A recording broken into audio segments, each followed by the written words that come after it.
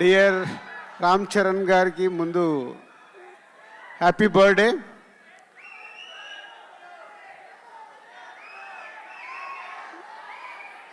ఏది release date కావాలా? సరే, మీ ఓపికలకు చాలా పరీక్ష పెడుతున్నాము, కానీ ఒక ఉప్పెన ఒక తుఫాన్ వచ్చే ముందు మనకు ఓపిక పట్టక తప్పదు. RRR తర్వాత వస్తున్న సినిమా కాబట్టి రామ్ చరణ్ గారు ఇప్పుడు మెగా పవర్ స్టార్ కాదు, గ్లోబల్ స్టార్ అయ్యారు. ఆ రేంజ్కి సినిమా రీచ్ అవ్వాలంటే శంకర్ గారు ఒక్కొక్క పాటని ఒక్కొక్క సీన్ని తీర్చిదిద్దుతున్నారు. ఇంకొక 4 నెలలు ఓపిక పడితే మీ ముందుకి గేమ్ చేంజర్ 4 to 5 monthsలో రిలీజ్కి వచ్చేసింది. ఇంకో 2 monthsలో షూటింగ్ కంప్లీట్ అవుతుంది.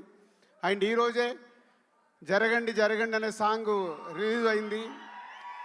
ఈరోజు మీరు సాంగ్లో చూసింది జస్ట్ 2%. 98% దాచిపెట్టుకున్నారు శంకర్ గారు.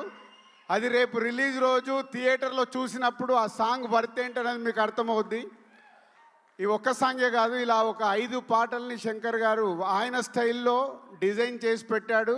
మీ అభిమానులకి ఒక 3 పాటలు అయితే సీట్లలో కూర్చునే లాగుండదు, లేచి డాన్సులు చేసేలాగుంటాయి. సో ఇంకొక 5 months నన్ను తిట్టుకోకుండా ఓపిక పట్టండి. ఎందుకంటే చాలామంది నాకు మీరు పెడుతున్న కామెంట్స్ పంపిస్తున్నారు, అరే దిల్ మామ మాకు ఒక అప్డేట్ ఇవ్వు అని.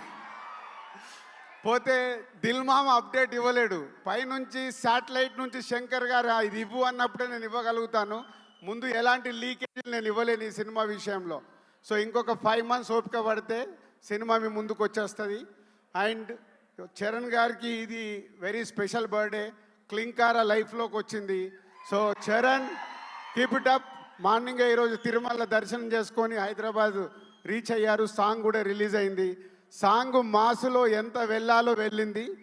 మీరు ఇంకొక 3 రోజుల తర్వాత ఈ సాంగ్ గురించి ప్రతి అభిమాని మాట్లాడుకుంటాడు.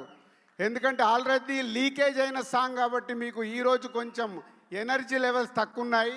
3 days తర్వాత ఒరిజినల్ ఒక రామ్ చరణ్ గారికి శంకర్ గారి సాంగ్ అంటే విజువల్ ట్రీట్ ఉంటుంది. లిరికల్ వీడియోలో మిమ్మల్ని 100% సాటిస్ఫై చేయలేరు.